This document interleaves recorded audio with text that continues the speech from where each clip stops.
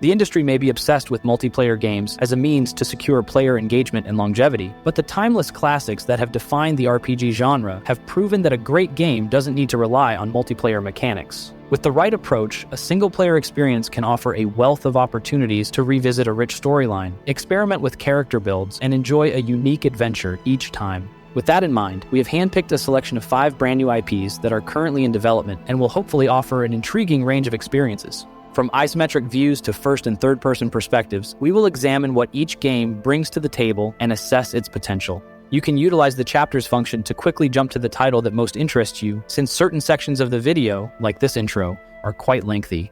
So let's dive right in.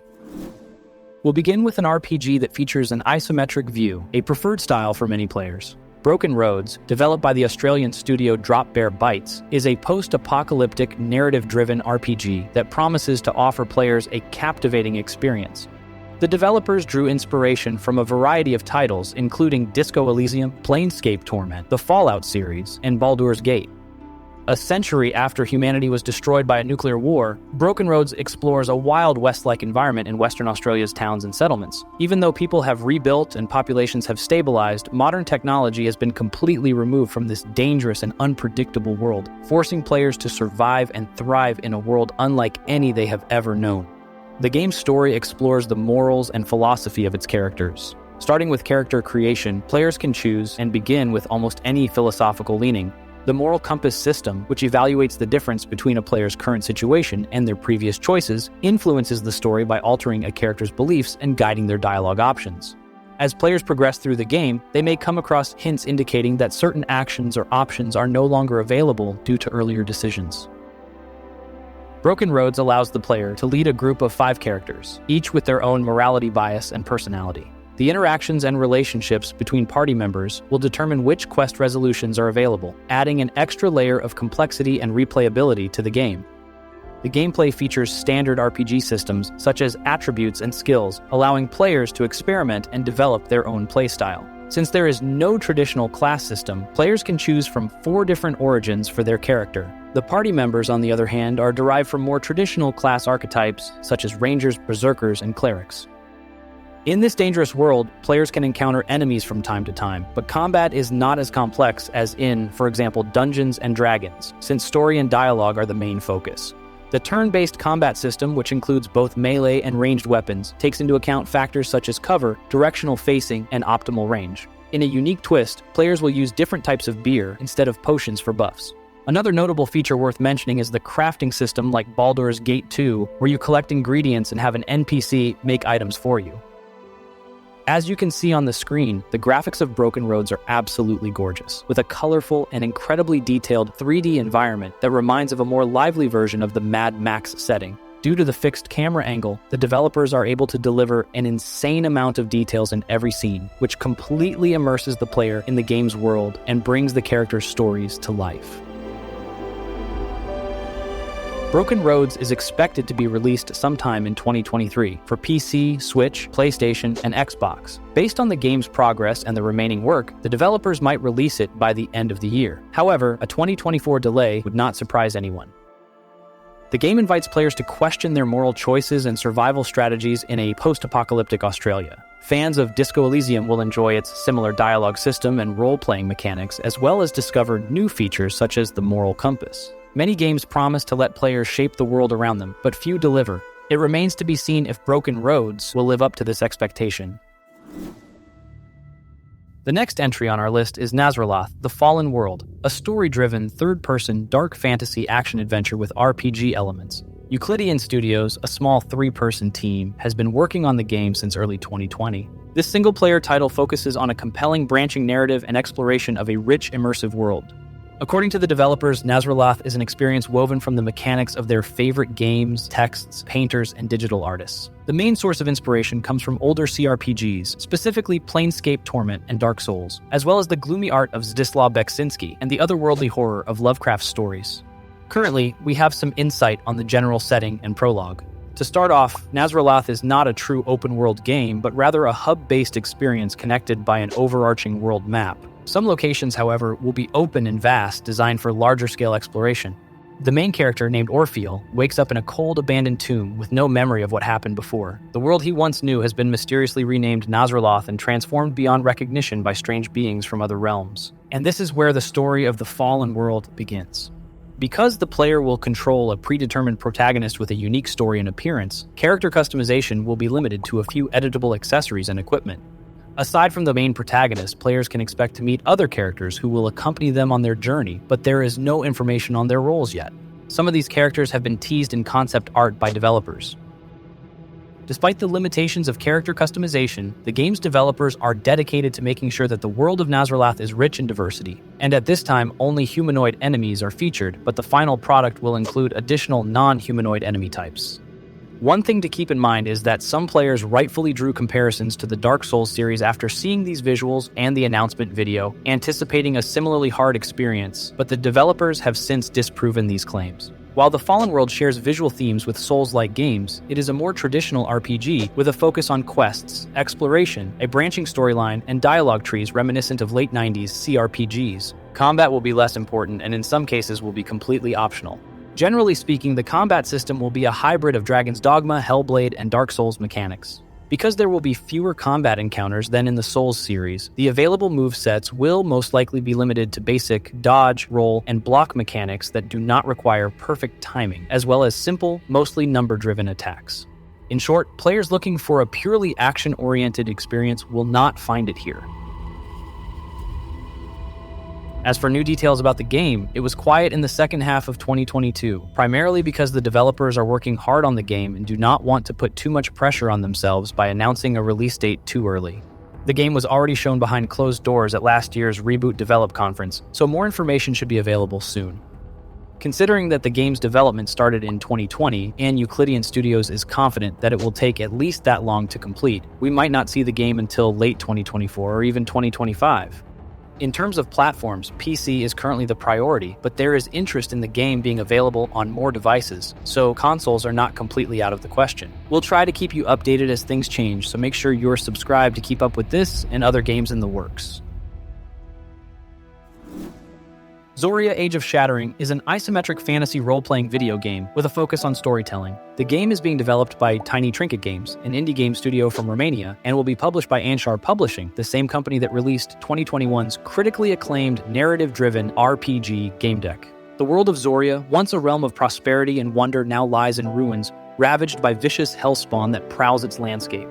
The game world is filled with lush forests, mysterious caves, and grand buildings that have all been transformed into eerie and foreboding locations. As the commander of a diverse team, it is your responsibility to assemble the most formidable party capable of liberating the kingdom from a seemingly endless horde of monsters and bosses. The core gameplay of Zoria is a combination of action-adventure RPG and tactical management. The quests are handcrafted and, depending on the setup of your party and their unique environmental abilities, offer multiple paths for exploration. Each class brings its own set of skills to the table, which is crucial because certain areas of the levels are inaccessible and can only be unlocked by characters with particular skills. This encourages players to experiment with various team compositions in order to uncover all of the game's secrets. Revisiting a dungeon with a new party configuration allows for previously inaccessible areas to be explored and all side quests to be completed. On top of that, the world will go through a day and night cycle that affects not just how the environment looks, but also when certain events and behaviors will occur. The game will feature 10 classes with a maximum of 4 party members deployed at once. It is important to carefully plan your adventures and bring enough supplies with you into the field, because any dungeon can become exponentially more dangerous without proper preparation. Which brings us to the Outpost, one of the game's key features. The Outpost serves as your base, where you can swap party members in and out of the group. Two important aspects tied to the Outpost mechanic are fatigue and supplies. After some time in the wilderness, fatigue will set in, requiring you to rest, resupply, and repair your equipment at base, as both equipment and your stats degrade over time. Expanding and upgrading your base is an important part of the game because it grants you access to better facilities. Some of the buildings you'll unlock and construct include barracks, an inn, and a blacksmith. By unlocking new wings to your buildings, you can earn valuable resources, exciting quests, or useful items. The number of upgrade options available will vary depending on the building.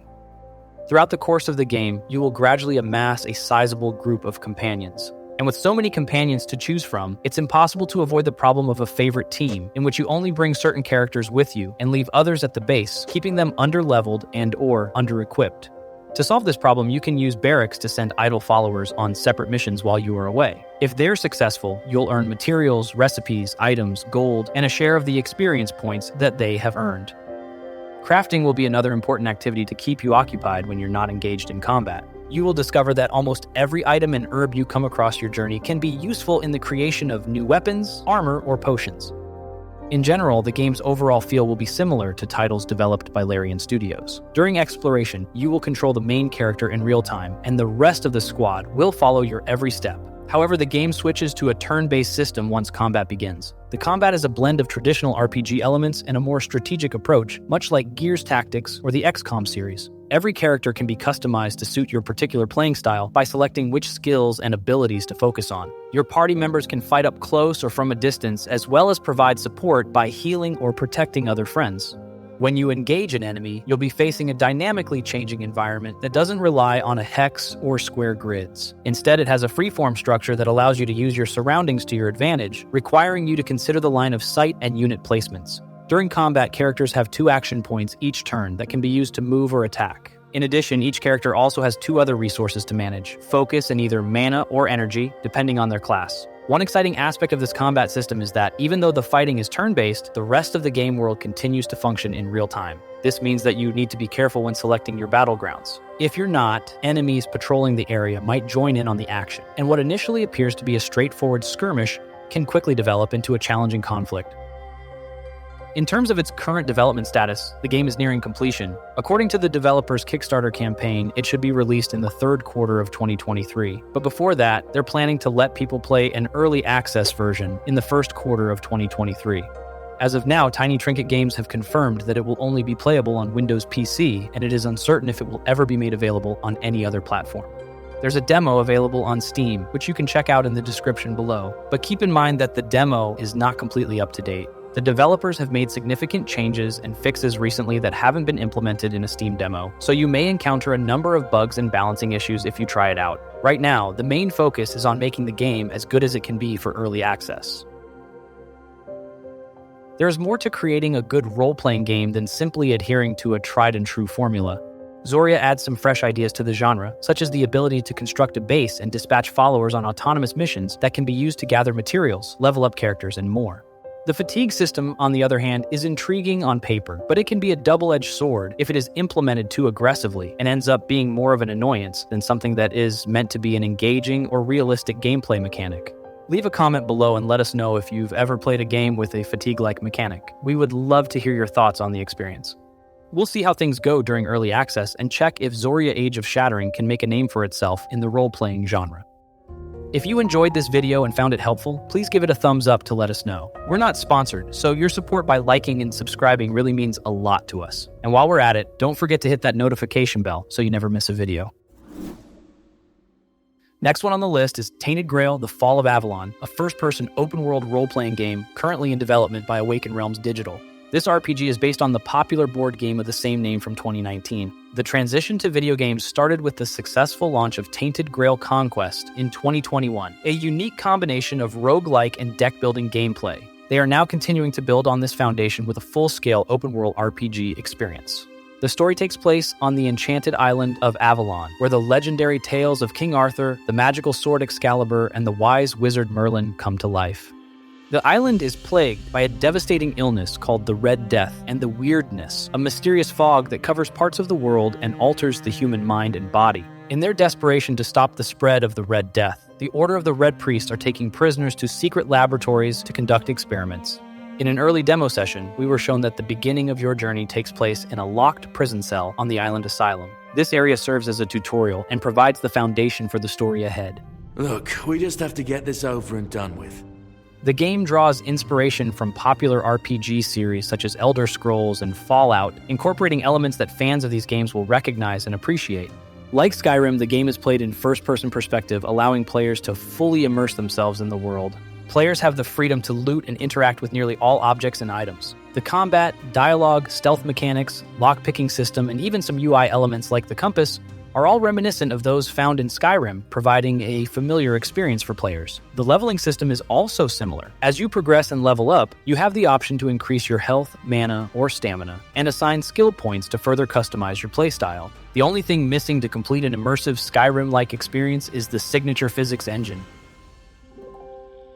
Questing occurs naturally as you explore new areas and encounter characters tied to the story. You may uncover quests by reading letters, notes, and books scattered throughout the world. In early previews, the developers talked about the game's unique way of completing quest objectives, which gave players more freedom of choice and more ways to solve problems than what was given in the available options. For example, one of the tasks included 2 methods to finish it, but if you kept exploring, you could find a third option that wasn't mentioned in the quest description. This flexibility has the power to significantly alter quest progression, resulting in a unique and interesting experience.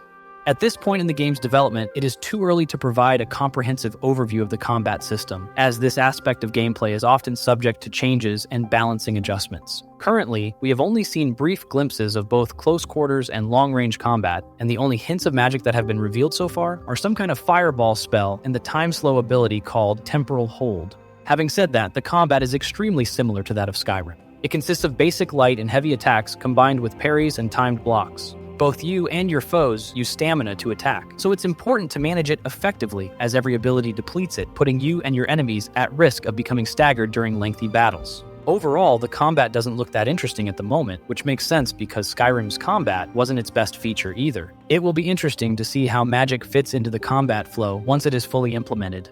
Other noteworthy features include a resting system for advancing time and regaining health, as well as crafting systems for cooking and alchemy. There are also plans to implement blacksmithing and presumably other professions. In one of the early playable builds, players could loot hammers, pickaxes, and shovels throughout the world, suggesting that these tools may be used in various professions, resource collection, or simply as weapons.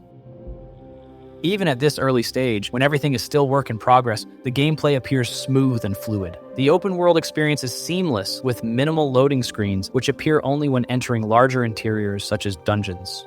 While the main character is silent, NPCs are fully voiced, with high-quality dialogue that adds to the player's overall experience. His employers must be some powerful people, and when powerful people take an interest in you, it never ends well.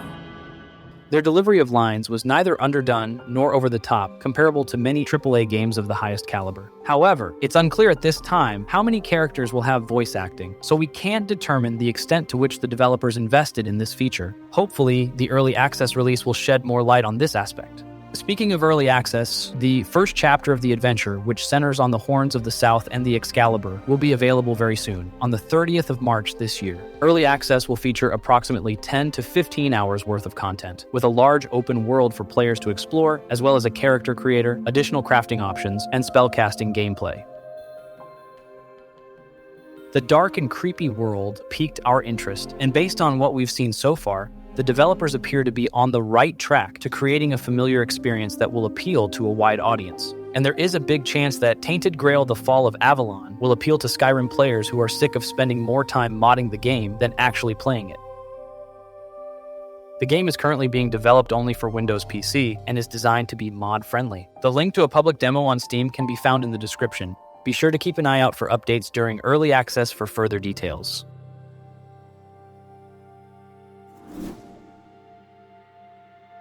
Last but certainly not least, we arrive at the ultimate entry on our list, a hidden gem that we believe deserves a moment in the spotlight. Something Wicked Games, a newly established studio comprised mostly of former Bethesda and Obsidian Entertainment veterans, has announced its first game, Wyrdsong. With the goal of achieving AAA title status and Unreal Engine 5 at its core, this single-player game is being marketed as the next step in the evolution of open-world RPGs. Wyrdsong takes place in a fictionalized version of Portugal during the Middle Ages, with a focus on an alternate history of the Knights Templar. The main inspiration for the setting comes from the alternative history book First Templar Nation by Freddy Silva. With a dark historical fantasy setting and recurring themes of metaverse and multiverses, Wyrdsong delves into mystical and occult elements, asking how stories can shape one's perception of reality and affect the way we interact with the world. In the crux of reality, there exists 2 lies. One before the shadow, and one behind in the eye.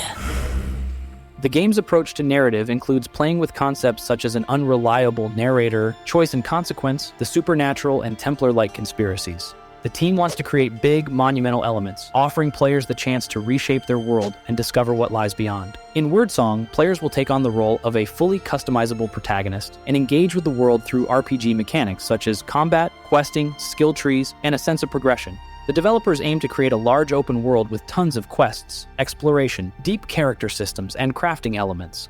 At the same time, they also want to avoid bloated content, ensuring that everything they add has a clear meaning and purpose. Besides the aforementioned book, the developers are also drawing inspiration from other games. For example, they have looked to the early entries in the Ultima franchise for their 8 Virtues system, and to Elden Ring for its sense of scale and exploration. Recently, the team cited Chivalry 2 as a game they have been playing together on their Game Fridays, potentially signaling that this game has influenced their process. However, it is more likely that this is just part of their usual gaming habit and has no correlation to their work. But then again, they tweeted about this one specifically, so we think there might be a connection. Moving forward, in terms of setting and theme, the game will be closer to Skyrim, but in terms of narrative, player choice, impact on the world, and hard decisions, it will be much closer to The Outer Worlds and Fallout. In an interview for Odgers Berndsen, Jeff Gardner, founder and CEO of Something Wicked Games, stated that he likes games where players can go in and break the game, like in Morrowind. He also talked about creativity and crafting, mentioning Minecraft and Valheim as examples of good systems. But for me, I really like ones where you can go in and sort of break your game. Yeah. To say it. By that, I mean, you can go in and try and do things to see what happens. Creativity, you look at games like Minecraft, Valheim, other game, and in even more RPGs that allow crafting. And so we're going to end in some of those spaces as well. The link to the full interview will be included in the description. Despite not yet being in full production, the latest development update shows that important work is well underway. The team has made substantial progress by concentrating on crucial technical elements like character creation, control scheme, and camera functions. You can pause the video now to read the official statement if you like, but basically, they have already created a custom quest and story tool, written the main story, and developed 3 factions that will be represented in the game. They are currently working on visual design and gameplay prototypes to create the core experience and pave the way for full game development. Given the team's experience working on some of the biggest RPGs, including Fallout New Vegas, Dragon Age Inquisition, The Outer Worlds, and Skyrim, we can start to speculate on the direction that Wyrdsong could take. It is possible that the game will be a first-person RPG with an open-world structure, taking the best elements of Elden Ring's world-building. With brutal combat inspired by Chivalry 2, a robust crafting system, and the ability to shape the world as you see fit, like in Morrowind, Wyrdsong could have all of the necessary ingredients for a unique and intriguing tale that questions the very nature of reality. Now, given that the game is still in its initial development stage, and that there is only a single announcement teaser released in 2022, it is highly likely that we did not get some of the points right, if any of them at all. And by no means do we believe that game designers will create their first game by simply ripping off the best parts of other games and fusing them into a new one, sort of like a video game Frankenstein monster. On the contrary, Something Wicked Games will undoubtedly leave their mark on Wyrdsong and the RPG genre in some way, but to what extent remains to be seen. The release date and platforms haven't been announced yet, but the goal is for the game to be available on all platforms eventually. Due to the lack of gameplay footage, we will have to wait patiently for additional information over the next few months to learn more. There's a lot to be excited about, but given the unpredictability of the industry, and until we get more information, it is wise to exercise caution and temper our expectations accordingly. At the heart of the hype surrounding this game is the visionary leadership of Jeff Gardner, a respected figure in the gaming industry who assembled the team that brings a wealth of RPG experience to the table. Will their combined efforts result in a game that leaves a lasting impact? Only time will tell. So, that concludes our rundown of 5 intriguing role-playing games, and we hope you found something of interest among these new IPs. We threw Nazralath into the mix to clear up any confusion about its Souls-like similarities and to show off some of its cool features. And despite being years in the future, we simply had to mention Wyrdsong. The main reason was our fascination with the legends associated with the Knights Templar, but it also holds the promise of delivering one of the most unique narratives in recent memory. Who knows if any of these games will hit it big, but one thing is certain, we need more love for single-player games, and we're hoping for the best. Anyway, since you made it this far, why not give us a thumbs up and hit that subscribe button? We'd really appreciate it. Thanks for watching, and we'll catch you next time. Until then, have a great day and a ton of fun.